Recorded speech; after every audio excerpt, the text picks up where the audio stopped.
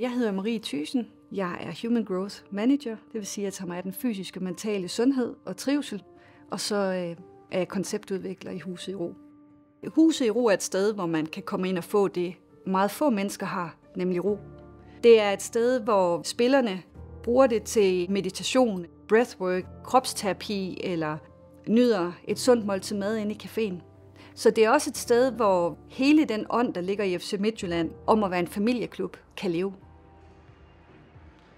Når man kigger på FC Midtjylland fodboldklub, jamen så er vi egentlig bare indbegrebet af det, der kendetegner vores region. Der er rigtig mange iværksættere, der er rigtig mange folk, der har tænkt store drømme, men der er også rigtig mange folk, der har arbejdet hårdt. Det er Midtjylland egentlig bare symbolet på. Vi er de 11 krigere, der tager ud og repræsenterer de værdier, og det DNA, som vi har i vores region.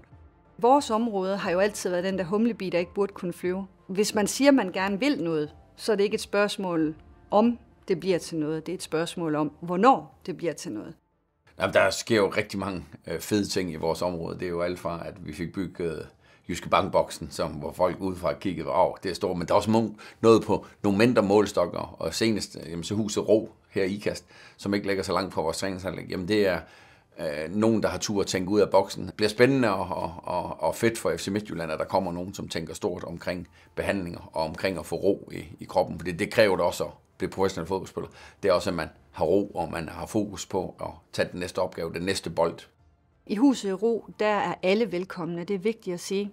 Det er både for private, det er for erhvervslivet, det er for elitesporten, den almindelige sportsudøver, så for alle, der har lyst til at nyde en fantastisk eftermiddag med sit netværk, enten det private eller familiemæssige eller forretningsmæssige i vores café.